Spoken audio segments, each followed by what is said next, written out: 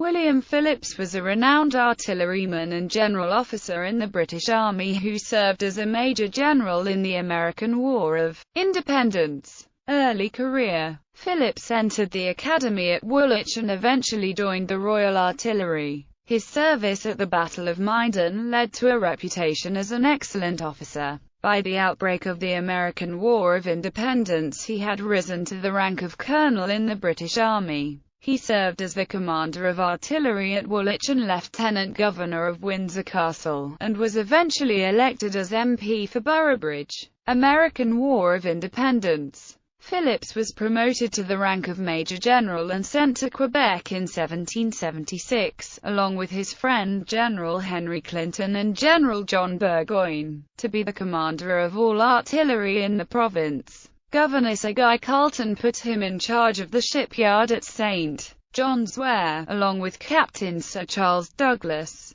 he supervised the building of the small fleet of ships that fought the Americans under Benedict Arnold at the Battle of Valkyr Island. He later took part in the recapture of Fort Ticonderoga, where he stated, "Where a goat can go, a man can go, and where a man can go, he can drag a gun." As part of Burgoyne's army, he was captured at Saratoga in 1777. He is depicted in the painting of The Surrender of General Burgoyne by John Trumbull. He was then a part of the Convention Army until he was exchanged for American General Benjamin Lincoln in 1780. While a prisoner in Virginia, he was one of the British officers who was entertained at the home of Thomas Jefferson. After the exchange he was able to fight once again, and was sent by Clinton from New York to meet up with Brigadier General Benedict Arnold in Virginia. While on his way to link up with General Cornwallis, he contracted either typhus or malaria, and became so ill that Arnold had to lead his men.